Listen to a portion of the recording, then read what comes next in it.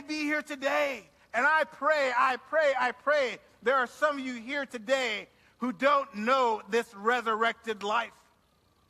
I pray there are some who have come today who don't know Jesus, but you're seeking. And just like the disciples, you heard about Jesus.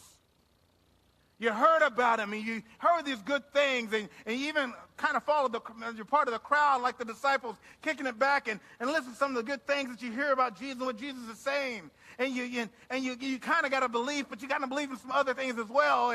But you know, you're here. And even as you're here and you listen, just like the disciples, you're seeing these things and you're experiencing things like, man, okay, there's something to this. But maybe you're like the disciples that when Jesus was arrested, and when he was arrested and when he was being beaten and flogged and mocked, that you're going, wait a minute. Maybe this Jesus that I once thought was the Savior, was the Son of God, is the true God. Maybe he's not who I thought he was. And maybe you start to wane a little bit. That little bit of belief that you had starts to wane, and you kind of start going back to your own way of life and your own thought patterns and in your own camp. But then something happens. You remember he says that this temple, this body that he has, that even though it will be destroyed in 3 days, he will resurrect it again. And then on that third day, the tomb is open and Jesus rises. And people see the resurrected Christ. I want you to know that Jesus is the resurrection and the life. But I want you also to know something here. In order to experience this resurrection in life, something has to happen in your life. You know what it is? You have to die to your doubt.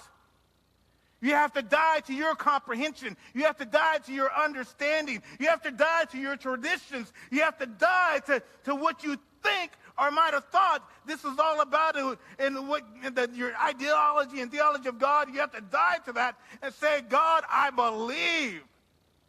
Jesus, I believe. I commit. I die to all of this. I believe. And once you die, resurrection will happen.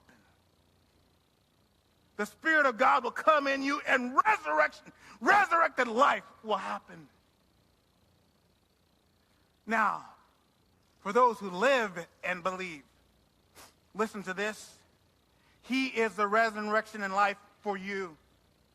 I want everybody to listen to this, because some of you in here today, you have believed, but you're walking in this foul, stinking death. You're walking in that death odor. You have a situation in your life. You have a circumstance. You have a family member. You have something going on in your life, and it just stinks. I mean, it stinks so bad you don't want Jesus to get a whiff of it. Because you're just saying, Jesus, if you smell this, it'll make you want to vomit. I mean, this situation is just dead and foul, and I have given up hope. I've given up. I don't know what else to do. I tried it all, and that's the problem. You have tried it all. You.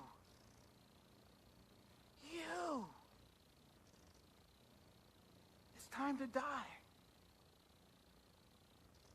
It's time to die to all your thoughts and all your ways and all your religious ideas of Christianity and how you feel like how you're supposed to do this and how you've been comparing to other people and judging other people and trying to figure out, okay, if I do a little bit of this and a little bit of that, maybe it'll work for me. It's just time to die to all of it. And then say, Jesus, I believe. Lazarus is kicking back in the tomb or in heaven. He's good to go, hey? But Jesus speaks. And some of you are just like Martha and Mary. You're saying, now listen to this, please listen to this. Some of you are just like Martha and Mary. You have a loved one, you have a friend or family member that you just feel, God, it's just foul. It's just death. And you have given up hope.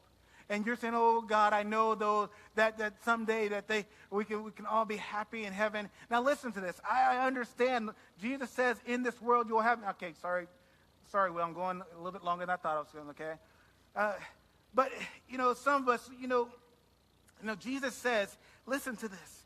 Jesus says, in this world you will have troubles. But he says, I have overcome them all. And he says, if the world hated you, if the world hated me, the world's going to hate you as well.